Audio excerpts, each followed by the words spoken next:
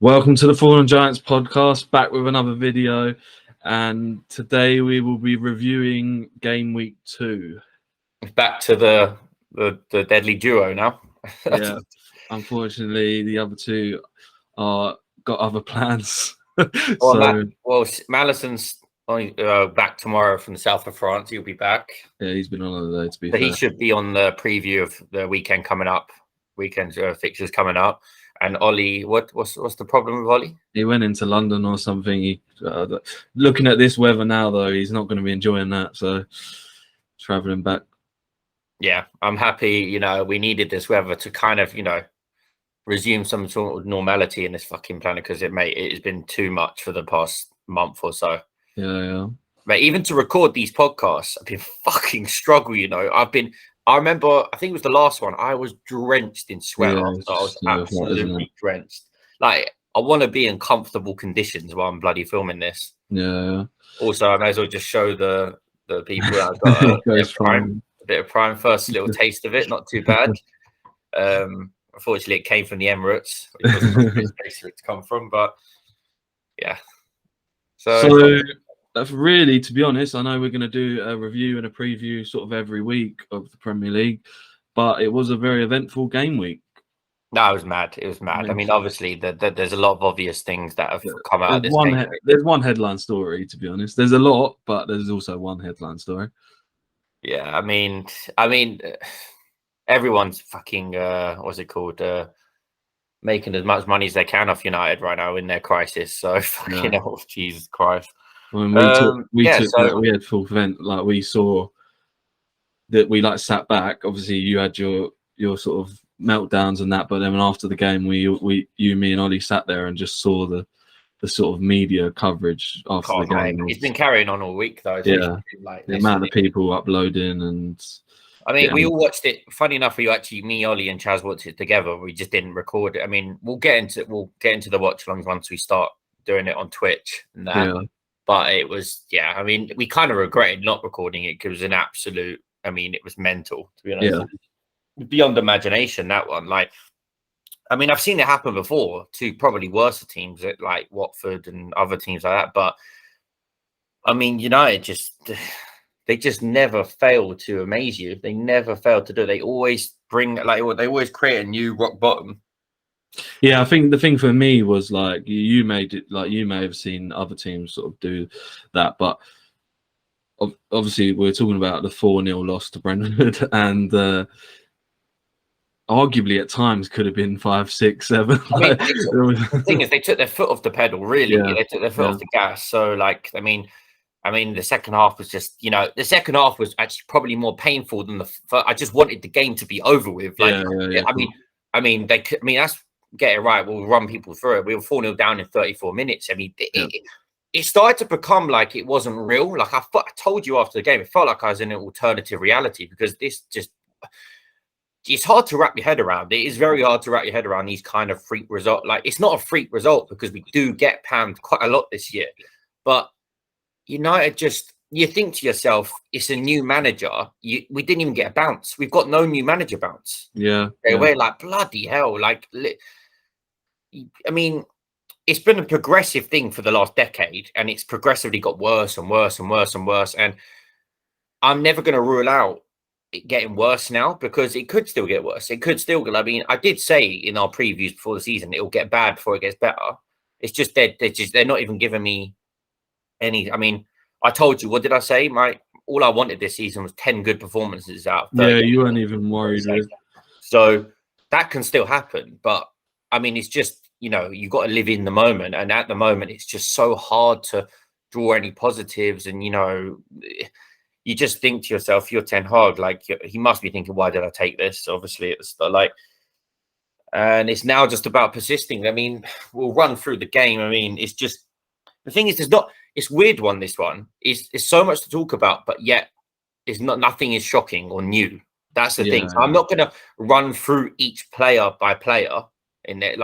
But to be fair to you, a lot of people still had that it's United, so I've seen not as bad as it is. I was watching the Big Six preview also before this game, and that people were grilling Said for being very negative and pessimistic, and he was like, "Hopefully, we can get a draw." That's what he said. They were drilling him because, come on, you're United, you shouldn't be going for a draw. But at the end of the day, you've got to be realistic now, and it's like we need to slowly progress here. Like, I mean, once we get into the preview of the weekend coming up, I'll be saying the same thing. I mean, I'll be begging for a draw in the next game as well. So I think from our side, like, you've persuaded us much quicker than people didn't realize from the outside because how bad it was. We got to a stage where I can't remember all the predictions, but I think I'm pretty sure I said that I think Brentford were going to do you because of the atmosphere and all that. I said a draw. I said I was going to be optimistic and hopefully get a draw. Yeah, but there's still people out there that would have gone, "Oh, United could win this 3-0," which is quite unbelievable. But Chaz, we're so predictable. The way we said it, the atmosphere, the physicality, everything we said came to fruition. It is, and like, we're not claiming to be experts, but it doesn't take a fucking genius to realize that. That's the thing as well. Like, it's just so. I've watched United for too long now. It's so predictable. Why do you think I win so much fucking money off these lot? Because it's so predictable. And unfortunately, I mean, we'll get into now the specifics of the game. Ten Hag made a few errors, playing Eriksen as one of the deeper players with Fred. I mean, yeah, you can definitely. I'm not gonna let Ten Hag get away with it fully, but at the same time, he only gets a minor kind of blame for this game. I mean, come on. I mean, he's working. You know, Ranić said it best. You know, Solskjaer. These players have constantly let managers down for years now. So, well, you can even go back to Mourinho, Van Gaal. Some of them are still there. It's just, which is why I always blame the top. I always blame They always say, "What, a fish rots from its head downwards." Yeah, that's what it is as well. Like, no matter how many managers, how many players we go through, you can only look to the top as where it stems. That's the thing, because they're making these decisions, and obviously, once you make these reckless decisions from the top, it trickles down all the way down. It filters all the way down to the playing staff, and this right here, this mess of a squad, a jumble of Ollie's, Mourinho's, Van Gaal's, and Ten Hag signings. That this is the result of it. A complete clusterfuck now it is as well. Like, you've got players on high wages, big egos, players that don't like each other, that are from different regimes, different styles of football.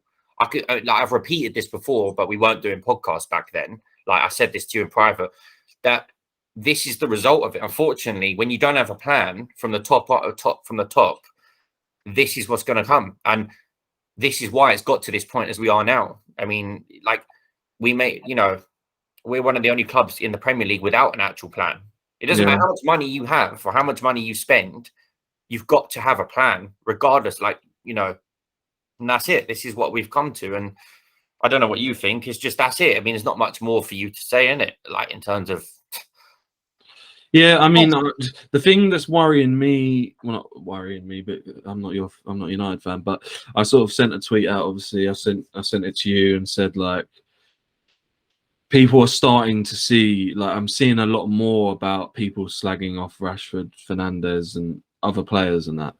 Like, why has it taken this long? Yeah, exactly. Why has it taken so long? Because it's like they've just ignored it until the actual thumpings are starting to come. But I agree with you in terms of from the top level, because every sort of thing, if I went, but look at Ten Hag, he has to take the blame because he played them players, but then he ain't got any other options. That's the problem. That's the squad that was assessed from the top. And so everything I could sort of argue to say they have to take the blame, it's still fundamentally from the top. So, I mean, the biggest worry for me is, and I said this, and some people might think you're sort of overreacting or whatever off the back of 2 games. But it's not. It's 10 years. It's been. Yeah, that's the problem. But I look at this team now, and I'm trying to work out when the next win is. Like, that's what I'm trying to say. There's not many teams. I mean, you could really be picky, but then you'd say, like, you just go for the weaker teams or the sort of least value teams, really, in the Premier League, like the Bournemouths and that. But again, you line up away at Bournemouth and they get the atmosphere up and that, it'd be the same sort of story. That's what I mean. Teams are now going to use that as a blueprint to now go, like, that's their tactic against United. And the most shocking thing was, I know it was a mistake, an awful mistake, that first goal, but the head drop from your whole team. I said it during the game. I was absolutely just, there's no backbone or confidence, or just like we saw it. I think it was like before they got their second or just after their second goal, Dalot conceded. Like Rashford tried to win a 50-50. He didn't get there. Yeah. Dalot let it go through his legs. It's just their confidence goes like that.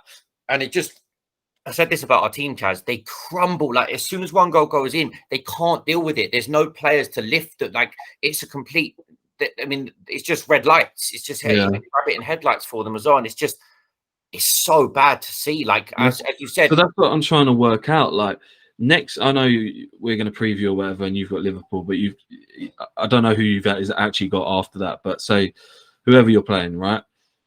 What actually is Ten Hag going to do to change this? I'm not saying he can do anything. Ollie's this is the point. Ollie kind of said it on the last preview or one before that you might have to until it's so bad for him, but you might have to revert to type in this as well. And we always have to go back to a 4-2-3-1 with Ollie's crappy players that he's invested in, and it's going to have to be McFred, put Bruno back in the 10, get bloody Maguire and Lindelof. Like everything that Ten Hag we want to see changes, and what he wants to employ to this club is he might have to just basically he might have to revert to a manager that needs to get points. Yeah, that's the problem at the minute. That's the problem. He has to just revert to that and slowly ease his methods into it. But the problem is, I don't know.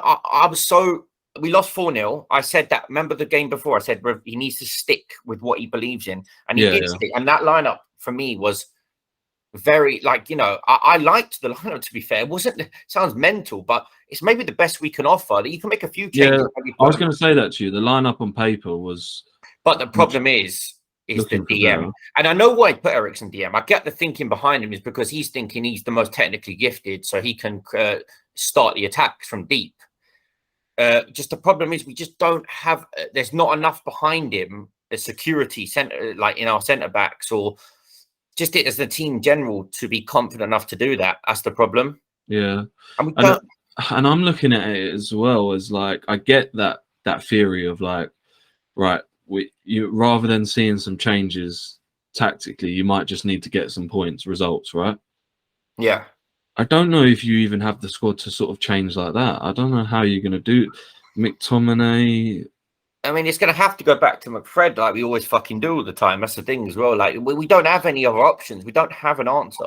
That's the thing. We don't have an alternative until we get a DM. We need to get a DM. But I would even think about playing Martinez in DM now. I was going to say that. I was going to say, so he's got a lot of criticism, whether it's right or wrong. Obviously, people are always going to come back to his height, right? So not just him, but the team's had a bit of a shocker in both first two games. So I think if Ten Hag, I think he should be clever and play him in midfield because get the two at the back. He's getting a lot. Yeah, he's getting a lot of slate at the moment. It's unjust. It's stupid. It's stupid. But you don't know how that sort of affects a player or anything, right? Yeah.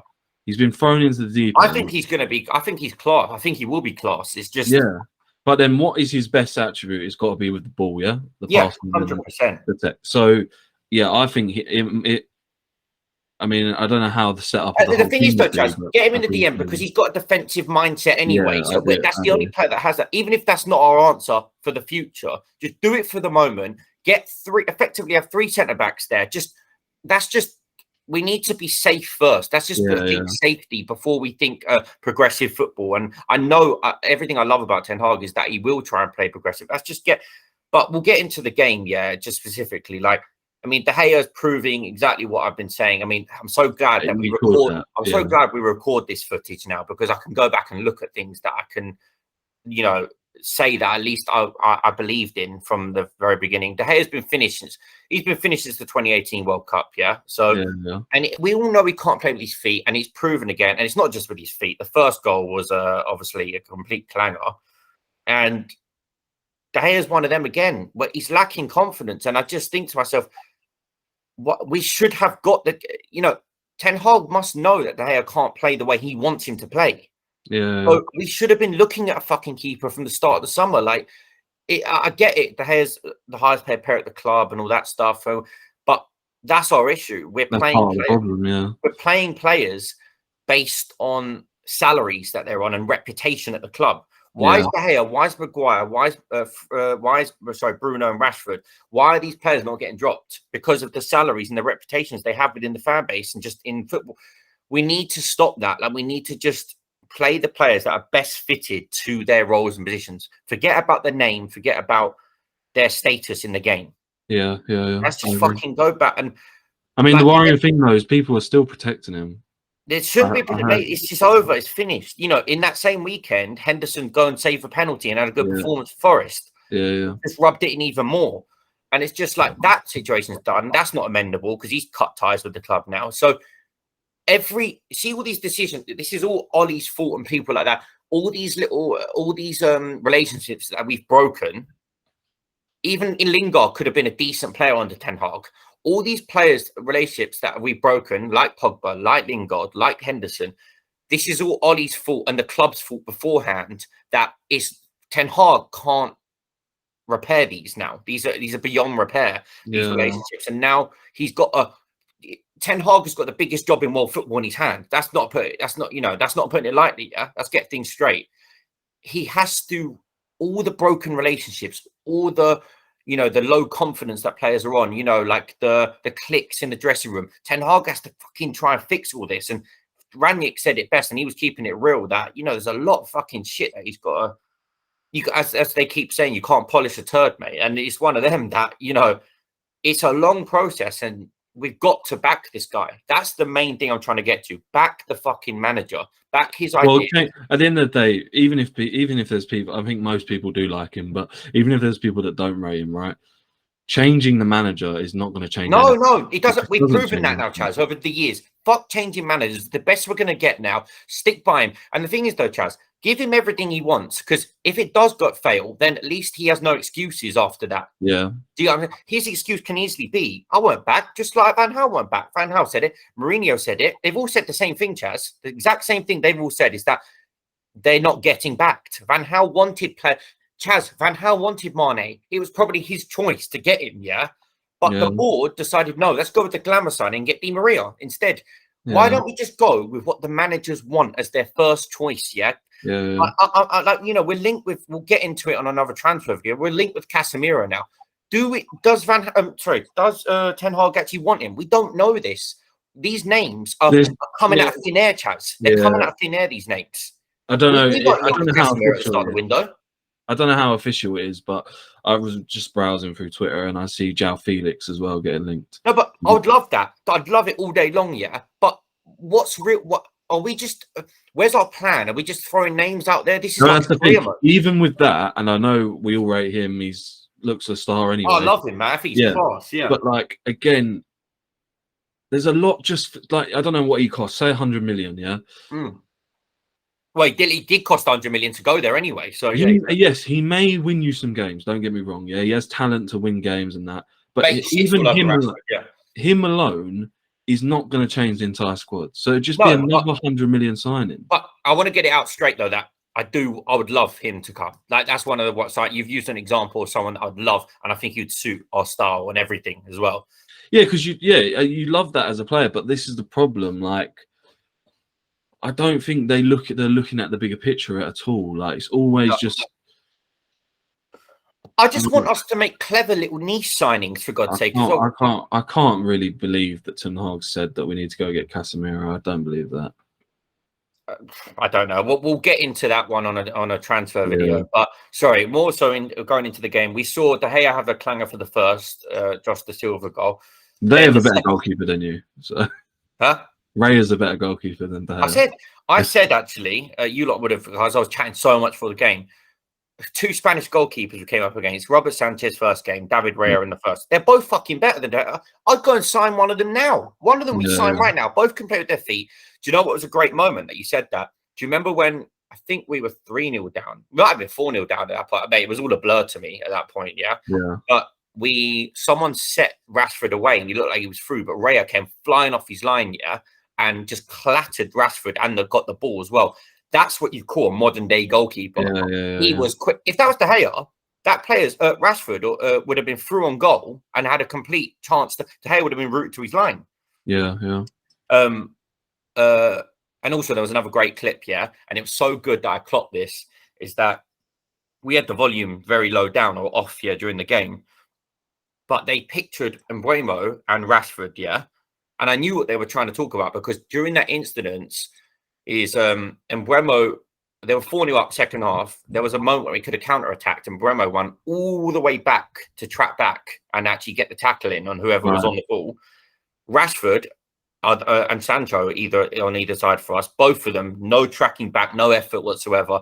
Yeah. Like you were alluding to, it's all like, we can judge about the qualities and the end product of the player, but what about the effort that should be there in the first place? That's what I'm really worried about the most, is once players start doing that. It's a mentality thing, Chad. That's down in tools. And what can anyone do, really? Not even the matter. What can anyone do if they don't do the basics of football? How can you win a game, really? I struggle to find examples of this in football in my lifetime, of the proper down in tools. I've seen it maybe Chelsea. Do you remember when they finished 10th under Mourinho, and they had to get that's a decent comparison. Bar that, how many Arsenal's, we tried to compare it to Arsenal. You said probably not even at Arsenal it was this bad as well. No, I think Arsenal had.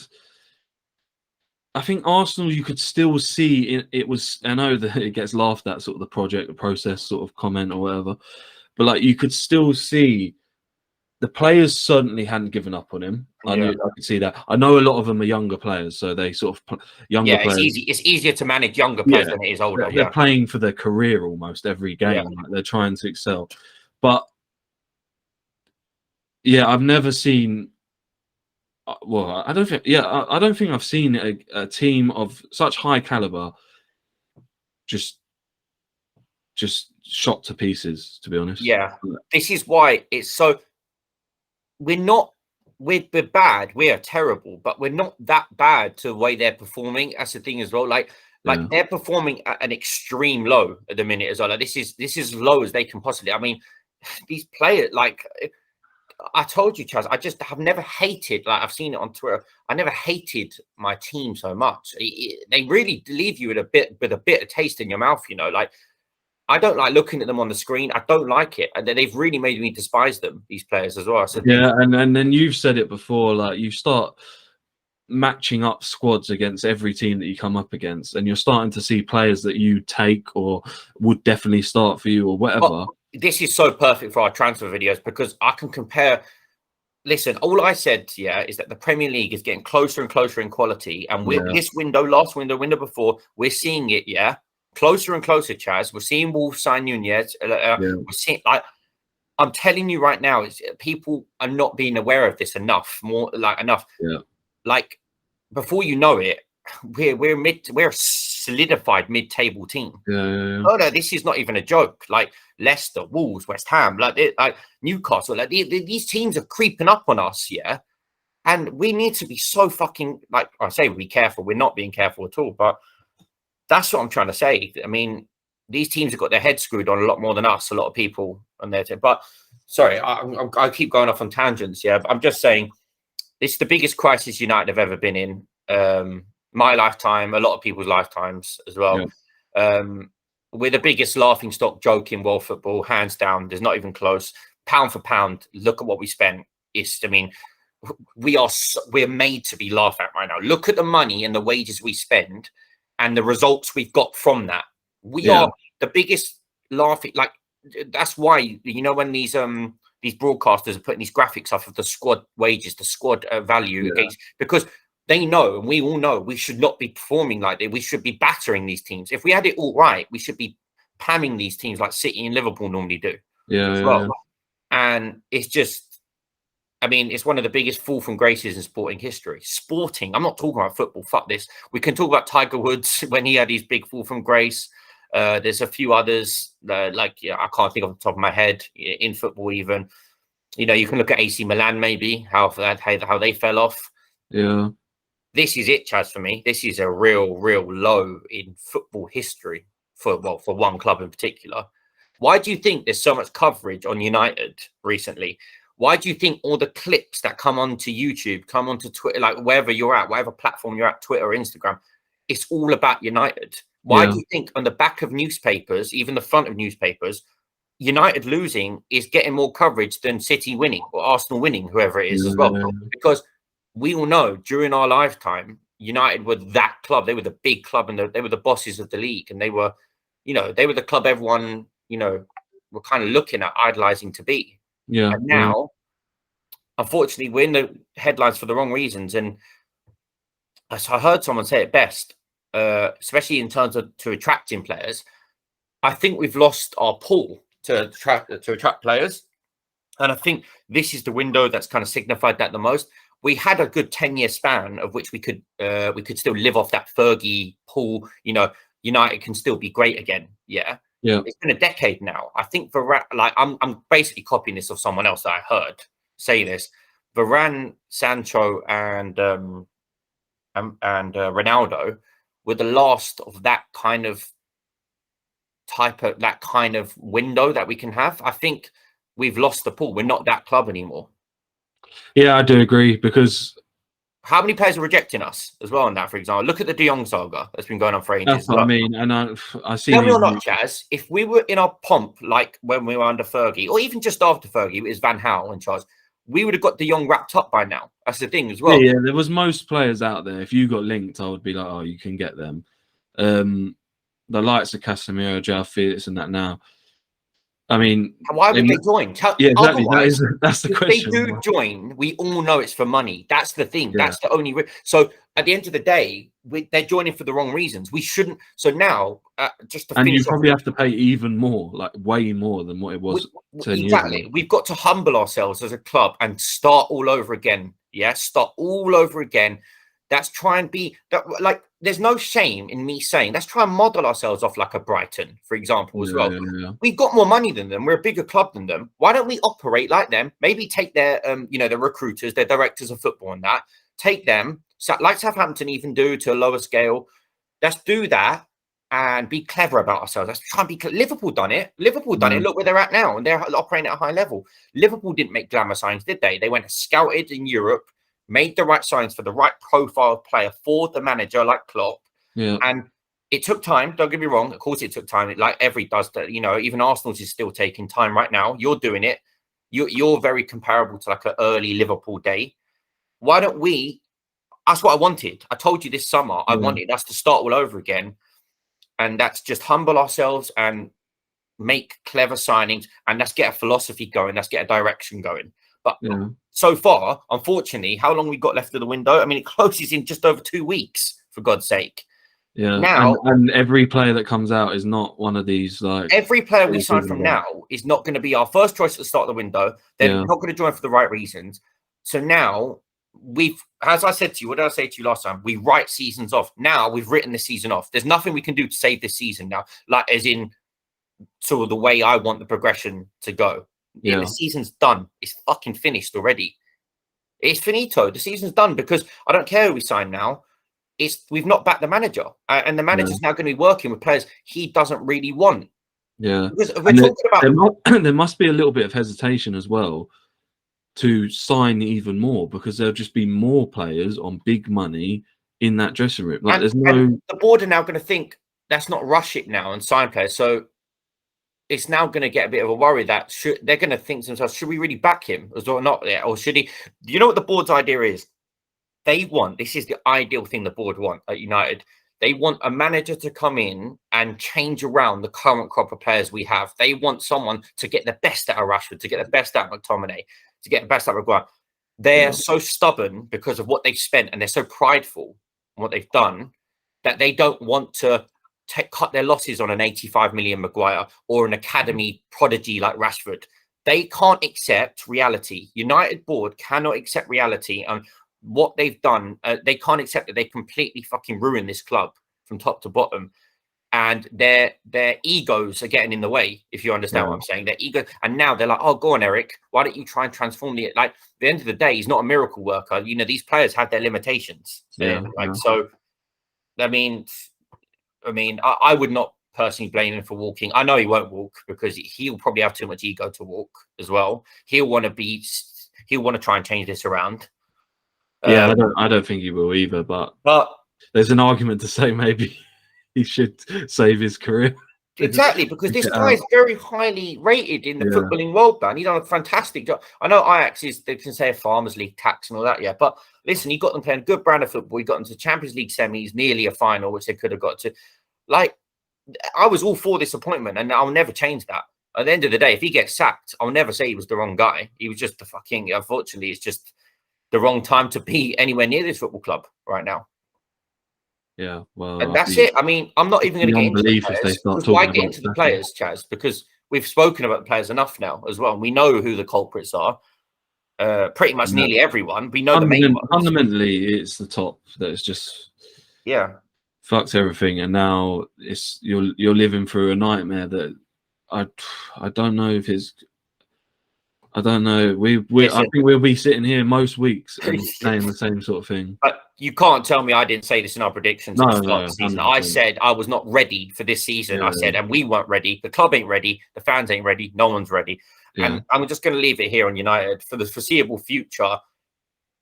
We are not going to be that. We're just not going to be a competitive club in football. I'm sorry. As much as we can try and find solutions about it and you know, I would love to hypothetically talk about, like if we can get this signing, our ideal philosophy I want, ain't going to happen at the minute. So we've got to sit us, you know, at the end of the day, I don't blame fans for bantering us. At the end of the day, United fans had a lot of chest when they were growing up. They were unbearable to be around as well and shit. And this is our time. You know, a lot of clubs have cycles. Yeah. This is our time to be absolutely ridiculed. And we are like, you know, lots of fans are loving it. I mean, I even saw an AFTV interview the other day, I don't know if you saw it, where they were interviewing one of the Arsenal fans and they just found out United went 4-0 down and everyone started dancing and stuff like that as well. And, you know, Robbie started jumping up and down with his microphone and shit. And they're loving it. They're loving it. And it's the way it is, man. It's the way it is. And, you know, I'm just going to let people know, don't be expecting any positivity coming out. And in the foreseeable future, really, for our predictions. That's what I mean. You've gone from a club that it was a shock to lose to teams, and now it's going to be a shock to win. Mate, I mean, I put it out there. If we beat Liverpool, we somehow go ahead of them. How fucking funny would that be? That would be probably moment of the season. That would probably be my moment of the season. That would be, honestly. But anyway, that's our little United segment. I thought that's not giving too much fucking. They don't deserve my fucking coverage anyway, for God's sake. So. That was enough for a clip, wasn't it? So, you know.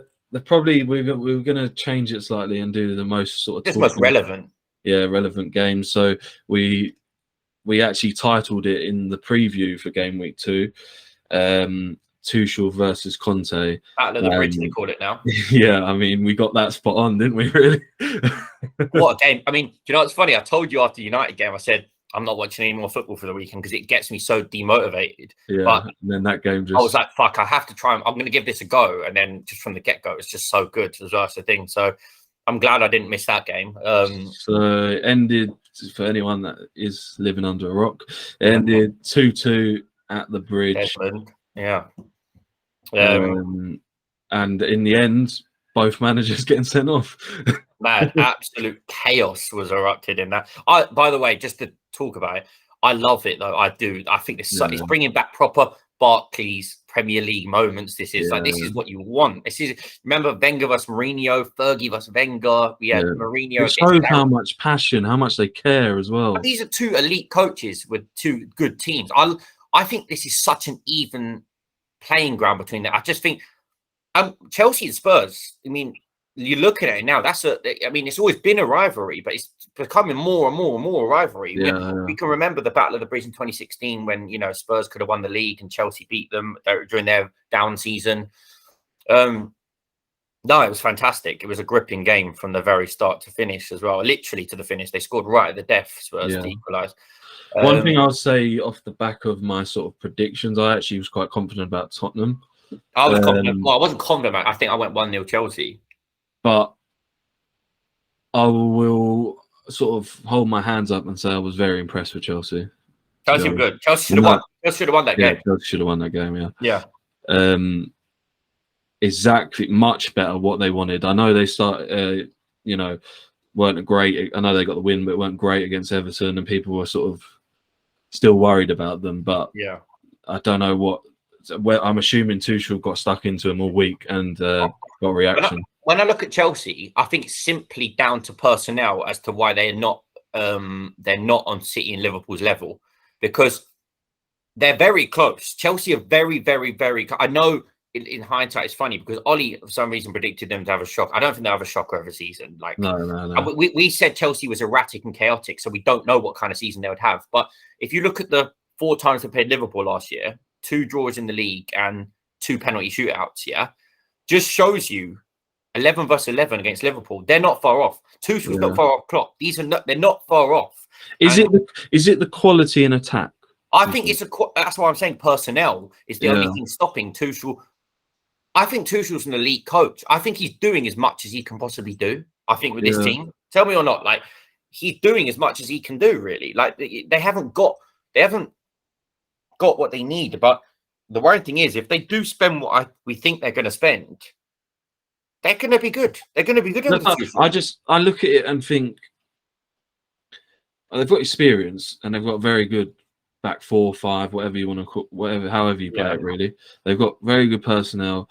Midfield it's experienced again. They've got a lot of experience. It's not quite City, but no one's City. It's good. It's still good. I just look at it like, okay, I don't mind Mount. Sorry, you got Havertz, you had Werner last year, you had Lukaku last year. Sterling now. Like, if they, I know it's like you can't just go and take these 3 players, but like you look at Son, Kane, and Kulusevski, you look at Mane, Salah, and Firmino. I know they've changed this year, but if Chelsea had Son, Kane, and Kulusevski, they're battling for the league and all the fronts. They're winning. Arguably could win it. Yeah. And same with City. If you look at I don't know, Mahrez, who did they have last year? Mahrez, Sterling, and whoever they're playing, Grealish, whatever way. Like, is that the problem? Mount, Havertz, Sterling now, but who even is their sort of second choice? Is there much there in attack? Is that? Well, it's probably Broha. It's Armando Broha at the minute as well. So but Chelsea, I agree with you. They need to strengthen in attack. They need to get they are trying to. Aubameyang's the one they're trying to go for as well. But a very short-term solution, obviously. Yeah, I'm not sure about that, but I understand he's played with him before. And I think, as you said, they're backups. They're trying to still offload Ziyech, and obviously Pulisic, again, questions over him, his fitness and his consistency. Chelsea are an anomaly of a club in that top 6, because like they're so capable of doing so much, but then again, it's so hard to judge. But then again, that game just proved that the manager can get them playing very good football, a very proactive football, and they were unlucky. If we're going to specifically talk about the game, they were very unlucky. Havertz missed an absolute sitter. You see when Reece James whipped it in for him, and but that's what you're going to get with Havertz. He ain't a natural number 9. He can't finish your dinner for you. Like he's not consistent enough in front of goal. Yeah, he's not a numbers player, is he? No. So Chelsea and Sterling, Sterling blasted one over the bar. We all know Sterling's not prolific in front of goal. He needs a lot of chances, like I said, he did at City. Yeah, that's the thing. So I suppose one thing that has to be mentioned is VAR.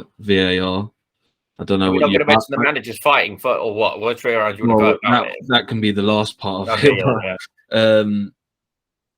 I don't think I've actually we didn't watch it together, so I haven't actually spoke about what you actually think of the decision, so I don't know how you saw it. So I'm talking about the first one would be the Højbjerg equalizer at the time, wasn't it? Yeah. What, Richarlison getting in? Oh, what you mean? Or do you mean the foul in the build-up? No, so I personally don't think that's a foul. I don't know about you, but I think he won. Even if it was, I think it's way too late. And there is actually, I think, I'm pretty sure. He might have actually got a foot to that. I'm pretty sure in saying there is actually a rule around the time length. Yeah, how long? Yeah. Phases of play. I've actually got it. I'm going to get my phone. So I'm just specifically talking about Richarlison, right? And I did a bit of research on the FA rulebook, the official one. Yeah. So basically, what I'm saying is, I think when the initial shot comes in, he is in the line of sight of the goalkeeper from the pictures I've seen. The one specifically behind the goal. I don't know if you've seen these pictures. Well, I agree with you, because obviously you can see Mendy reacted late. So so Mendy's weight is actually on his left, so he's leaning to look past, right? So that's why he only sees it very late on. Yeah, and when I looked online, it said on the official rule book, an attacker in an offside position is obstructing the goalkeeper's line. Was he offside, by the way? Yeah, he was offside. Okay, right, yeah. In offside position, obstructing the goalkeeper's line of vision, he must be penalised because he prevents the opponent from playing or being able to play the ball. So, because he is making Mendy move to his left to look round him, that's offside, right? Yeah. Obviously, there'll still be people that can argue even my case here, right? And I actually saw what wasn't offside, so he could be offside as far as possible, as long as he's not obstructing the goalkeeper's line of vision. It'd be fine, right? So that's what they're sort of arguing, that he potentially moved slightly to his right as the shot came in or whatever. But I just can't work out why VR is still getting these things wrong, in my opinion. Like, I know it's one of them that can still be argued, and they'll say it's not a clear and obvious thing, but I don't understand why. If I'm sure, and they've done ref watch and that in the Premier League after, I'm sure if they said to the ref to just have one more look on the monitor, the problem with the monitor is every time they go to the monitor, the decision's changed. Okay, they've never turned around and gone to the monitor and gone, actually, I want to stick with my decision. I personally think if they look at that again, or they should be being able to identify, or the VAR with multiple cameras, that Mendy has moved his body weight, so it's harder for him to then get across. In my opinion, that's offside. I'm not going to disagree with you, because it's the rules are the rules at the end of the day. Like, it's just one of them that it's just about, as you're saying, the consistency. It's the consistency of it. And I heard other people saying, do you not think refs, you know how managers and players have to come out after full time? Can't the refs have to come out at full time? And I want them to explain why they gave that as a goal. Why they decided with the people at Stockley Park, why they gave that as a goal. Like, that's fine. And then if they describe why, and then we can all come to, we've got a conclusion at the end of it, and then we can all, go about our day after that as well. And another thing that was mentioned was potentially it was the distance from goal, right? Because he's outside of the box having a shot from distance, right? And someone made a good, I don't know which podcast I was listening, made a good point. These are elite footballers, so they can score from anywhere on that pitch, right? So that shouldn't be in the context. Like, you shouldn't be able to just stand offside, and you can still affect the play from standing offside. So that one I have to sit there and agree with you. It's it probably won't be one of the biggest decisions of the season to me. No, of course not. And I'm not gonna. There's not really. You can't really sit on it, because next game there'll be the same thing, and it'll probably go the opposite way for Chelsea. Like, they might get a decision, but I mean, it's sounding like I'm going in on Tottenham as well, because the second goal as well, I've got a problem with. By the way, just regarding that, just because we're going to get into the managers after, I think I still respect Spurs done a smash and grab and got. And as fans, you'd be going mental. And the great thing about Conte, what he's instilling in Spurs, is that they don't give up. They do go all the way until the end. I've seen a lot of there was a list of results where they scored late equalizers, winners, and stuff like that. And people were getting on Spurs fans over celebrating. I think that's bollocks. I think that's bullshit. Honestly, because they were like, "Oh, Spurs think they've won the Champions League, mate. Let them celebrate." And last minute, and let's be honest, guys, they got a fucking horrendous record at the Bridge. Like, this is a good result for them. Yeah, you said to me before when we were doing the predictions, they don't win at this place. So, mate, one win in 26 attempts. Like, that's what I'm trying to say. Like, at the end of the day, they know they didn't play well. You can maybe look into a bit more worry into the future and stuff, but they've got a very positive result here as well. Like, momentum. That's the thing. So, I mean, I don't know. Yeah, I mean, you kind of were expecting them to win. It was going to be a bit easier for them in the predictions, but you didn't know because Chelsea were going to play like this, and the context of the way the game went, it's now a good result for. So, because you would have said before, maybe the draw wouldn't have been a great result. Maybe. Yeah. I think I did say that. Yeah, I think that's what I was saying. I was in the boat that Chelsea aren't ready for the season yet. Yes, and Spurs were. So it's all about context, though. all about the context. Yeah, of course. The final equaliser. I don't know what you've made of this. I saw what happened. Obviously, yeah. So the Romero. Cucurella, I actually saw. Do you remember when Fellaini done that to Guendouzi? Yes, yeah. Fellaini, funny enough, actually shaved his fucking afro off at that point, and it looked like he was trying to grab his afro back off Guendouzi. It was one of the best images I've ever seen in football. It was so funny. Yeah, but I think Fellaini got penalised for that. He actually got a yellow or something for that. Yeah. So I personally think it was done in a bit of a malicious way, but yeah, I'm not actually gonna sit here and have to. I mean, we can discuss it. The best way to describe it, do you think it's one of them that, do you know when there's tussles in the box and the referee stops it and he's like, yeah, everyone split up and then go again, take that corner after, for example? Was it similar to that, you think? As in, some players can get in each other's faces, a bit of pushing and barging going on as well and shit. Obviously, this was a bit more extreme because he pulled him down to the ground with his head. So that's my argument. I get where you're coming from. I just think it sort of crossed the line. So do you think Chelsea should have been given a free kick? Yeah, so this is my biggest point. Whether you think, and this is this is why it's the VAR's issue, whether you think that's a red card or not, good enough for a red card, yeah? Yeah. Why can we not still say it's a foul though? Because if it's given a free, if you don't send him off, and VAR just says, but it's still a free kick, they wouldn't get a corner and they wouldn't score a goal. Yeah. So I can't work out why things like that, when it happens, we just say, "Oh, no red card, play on," when it's still a foul. Yeah, I get what you're saying. Were they specifically looking for a red card check? Yeah. Yeah, they did a VR. Yeah, so the ref, I don't know how he didn't see it. Apparently, the ref didn't see anything. Yeah. It's sort of, I've looked at a slow-mo and I think the ref is actually looking at the ball. It looks like he looks at it, but he doesn't. He sees like the last second of it. They did a VAR check, and whoever was in the VAR just said no red card, play on. Yeah. So my issue with it is, why can we not do a VAR check? Say it's not a red card. I understand you're not going to then award a yellow card, but why can we not say it's still a foul for Chelsea free kick? Because he's committed a foul. Yeah, I'm going to be honest. I think both goals, there's not even arguments. They both should have been they've been not given. Well, not disallowed. So yeah, and that's nothing really to do with Chelsea or nothing to do with Spurs.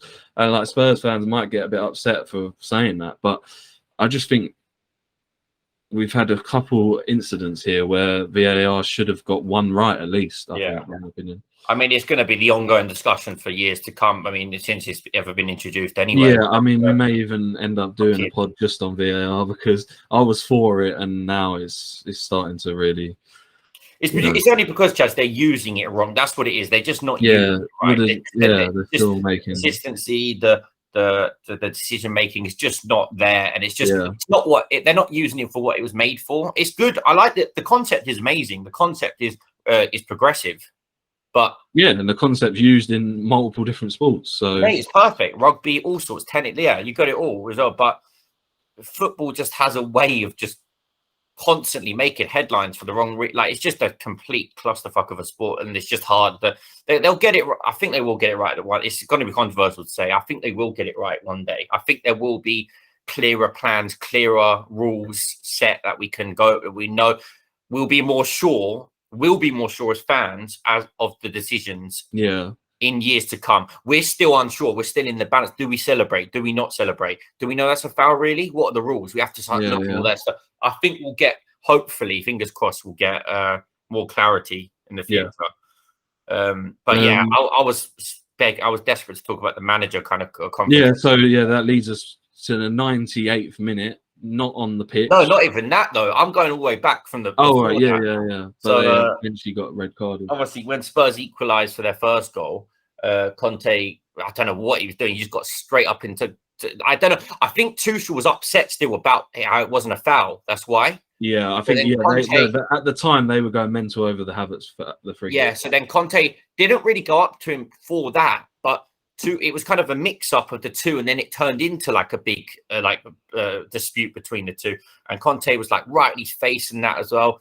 And then obviously that died down after. And then as soon as Chelsea got their goal for Reece James to go ahead again, Tuchel, Mourinho ran all the way across the line, ran past Conte when his head was down and that.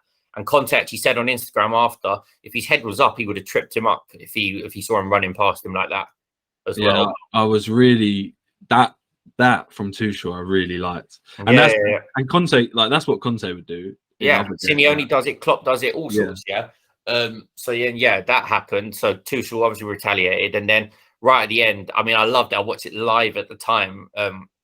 They both went, just do your usual handshake between the managers at the end, and and then who didn't let go? I feel like it was Tuchel that initiated this one.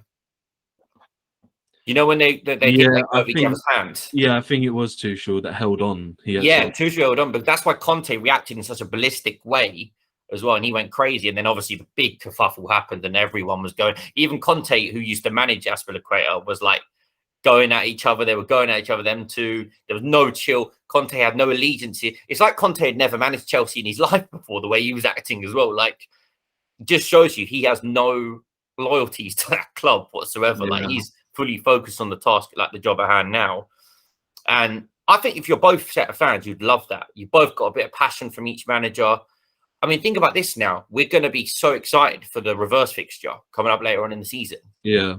But that's what it's about, Chaz. It's entertainment at the end of the day. It creates drama. We all want drama. That's the thing as well. You get what I'm saying? Yeah, I mean, we said it, we touched on it as we started. I want that. Like, I would have loved it if I was a Spurs fan or even a Chelsea fan when they got the second goal. Yeah, I'm loving Tuchel versus Conte. I think they're neck and neck as managers. Like, there's not much between them as tacticians or anything like that. Both got passion. This is what you want. This is competitive sport at its finest. Yeah. Because both of them know how, the fine margins in this game as well and stuff like that. You can just see it means a lot to them. And I have no hatred towards that whatsoever. If anyone who comes out and says it's too much is bollock, I don't like it. Like, yeah, I was going to say that. I've heard some people say they need to set an example. I want my manager doing that. Yeah, set examples, managers and stuff like that. I don't buy it at all. I mean, I wasn't actually going to say this, but a funny sort of example was I went to a non-league game yesterday, and I'll tell you, there's just as much from the managers in there as well. It's not over the top. It's just how much. And the team that won, the cheers from such a sort of non-league team, mate, because it meant so much for them to get that 3 points. There's a lot in football. A lot is riding on it. A lot of finance. A lot of everything. You've got thousands of people on top of you. Remember, because your emotions are going to be exaggerated a little bit because it's hard, to control it. People compared it to the Klopp and Pep because they're all friendly to each other, Klopp and Pep, a lot of the time, and they always hug and do high fives and shit. But not during the games. During the games, they're still animated and, they're on their knees and they're jumping and stuff like that. It's hard to control it, to be honest. And sometimes there's a lot of shouting between the managers that doesn't necessarily get shown on TV. And do you remember when COVID happened? Do you remember Lampard and Klopp when Lampard was it was Liverpool Chelsea and Lampard was saying to Klopp, how many league titles, because they hadn't won a title at that point, actually, how many titles you won. They do things like that. That's I think I remember Arteta going off at Klopp in one game as well when we were at that was last season. They were going crazy. So that's the thing, like. And it's just the way it is in football on now. Like, it's just, it's part of the parcel of the game. And I love to see it. And now it's now a new rivalry of managers that's spawned now from this. And now we can get excited for the next fixture. And I guarantee you that they're going to have that going. They're going to, as we saw in the Arsenal documentary, how Arteta's trying to use other teams like Brentford last season with Tony. Tuchel and Conte are going to use that to their advantage. Of course. That's the thing, to get the players G'd up. But obviously Spurs equalised late on. Did it count as a Harry Kane goal in the end? Yeah, it's counted as a Harry Kane goal, yeah.